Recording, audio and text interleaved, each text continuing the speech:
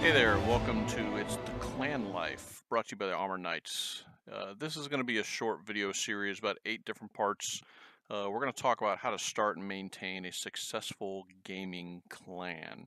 A lot of games out there, a lot of guilds, a lot of clans, and a lot of them come or go pretty quickly. So I've had a lot of friends ask, and a lot of people I meet online when I'm broadcasting on Twitch, about how we do it here, how to get things going, how do things work. In fact, I got a message today from a guy trying to help me, wanting me to help him work on his website stuff for his group. So I figured I'd put this thing together. There might be a lot of people out there that would like to have this information, share it, talk about it, and whatnot. So first off, who cares about what I think? Well, maybe nobody, but here goes. I've been playing PC games since the 80s, been involved in a lot of gaming groups over the years. Yes, I get it, I'm old. Now, the other side of being old is it means I've been around a long time and had a lot of experience with a lot of things, good and bad. So that means I bring a perspective that maybe a lot of people don't see because they're caught up in the today's thought process, etc., which can be good or bad. So I bring a lot of time to the table.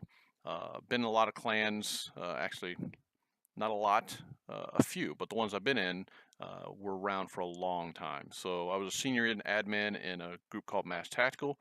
Uh, the owner of that group decided to pull the plug, and all of us got together and we went and created a group called Combat Strike Gamers, which is still around, combatstrikegamers.com. And I was a senior admin over there. And then I decided to go off and start my own, centered around another game, which CSG was not playing at the time. There didn't seem to be any interest in it. So I started off and created the Armor Knights, based around the World of Tanks game. So, an Armor Knights has been around since 2012. So, as of this recording, it's been around for almost 5.5 years now. So, we've been doing it what I think a good way, and it's been going on for quite a long time. We've had upwards of 300 some odd members. We're down to about 150-ish or so. But anytime you're in a clan or a guild, you're going to have transient personnel, which just means people coming in and out. People, you're always gaining people and then losing people. The idea is either help keep that number even or have your gain be higher than your loss. But either way, we've been going strong for a long time. So again, I've had quite a few people coming to me asking me, whether it's on Twitch when I'm broadcasting, or coming to our TeamSpeak, or other groups that we get together and do training with, that pull me aside and ask me how we do things and how we've made things work, etc. So I figured I'll put this together. So we have an 8-part series, which I'll be doing short videos for each section. We don't want to make this too long, uh, on different factors that matter.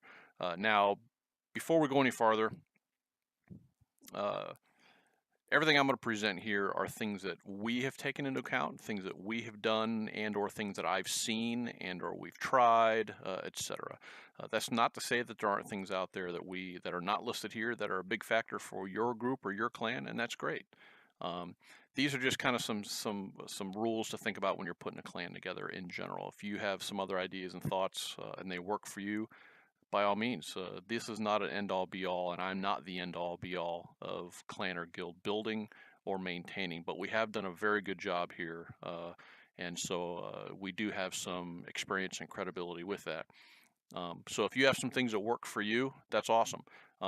These things are not set in stone for anybody, but they are factors to think about, and if they're not applicable to you in your situation, then of course, by all means, don't factor them in, and that's fine. So some of the 8 things that I've found that kind of make a big deal when it comes to building, starting a clan from the ground up and maintaining it over time. Number 1, type of clan or guild. What type of clan or guild you're going to have. Number 2, you have to have a foundation that involves rules, etc. So we're going to talk about each of these in subsequent videos. But number 3, rules. Number 4, leadership. Number 5, members. Number 6, recruiting. Number 7, content. What I mean by that is things that you put out or produce as a guild or clan for your members, etc. And number 8, maintenance. So we'll have a short video clip on each of these, and we'll talk a little bit more in depth on each of these.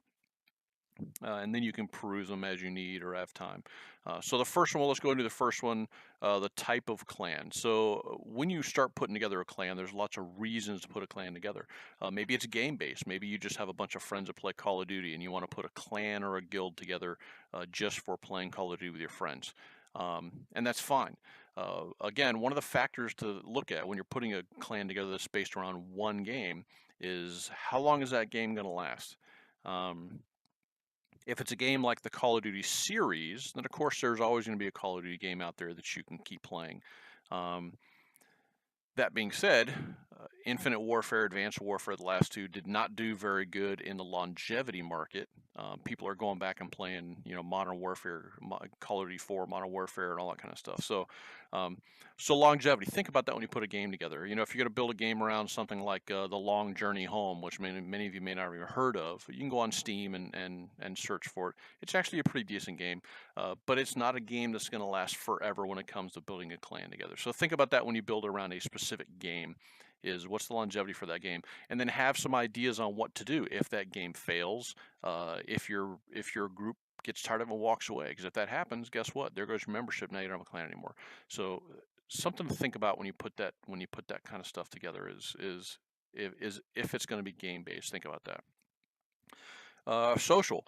If you just have a group of friends that like to get together and play a game, whatever the game happens to be, just random games every week or whatever, that's fine. Family, a casual group that just gets together whenever and plays whatever. Competitive, if you want to put a clan together, it's going to be competitive. There are a couple of factors involved with that. You need good players.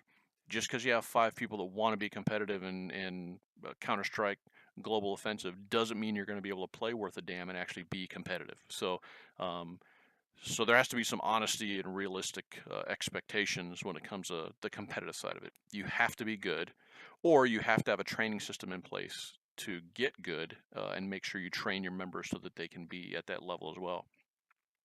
And then another factor when it comes to competitive is the recruiting. If you have 5 friends who are all stellar League of Legends players and you want to try and go competitive, then that might be a little bit easier. But in most cases, you might know 1 or 2 people, friends of yours or people you work with that you want to get into it. But so recruiting may be a huge factor when it comes to competitive play. And then finally, I have a combination. Here at AK, we are kind of a combination of those. So those are just some things to think about when it comes to putting a clan together. Is what type of clan are we going to have? What's it going to be based on? Is specific game, just the friend aspect, casual play? Are we getting in there to kick ass and take names on the ladders? Or are we going to have a combination of those? So something to think about. Now that doesn't mean that when you first start out, you have to have each of those sections delineated and a foundation for each, et cetera, et cetera. You can add on later if you need to or want to. So it's not really too important that you make that decision right off the bat when it comes to a combination. But these are factors when it comes to actually creating a guild. How are you going to do it? So if you're going to make it a game based, does that game provide in-game clan support or in-game guild support? A lot of games nowadays do, but not all of them do. So is that a factor? Maybe or maybe not. To me, I don't really think it matters. Obviously, the ones that have in-game clan and guild support, you have tags and all that kind of fancy stuff, which is cool, but it's not a requirement. But that might be a factor to do it and not to do it. So again, something to think about. So anyways, types of guilds, how you want to do it, what's going to be based around, how you're going to have things working with your friends. Is it going to be casual play? Is it going to be competitive play? Something to think about when you put it together. So your first thought process when you put this thing together on your checklist: casual, competitive, game-based, friends-based. Something to think about when you put it together. Okay, thanks. And until next time on section 2, when we go into foundations of a good clan. And I'll see you next time. Thanks.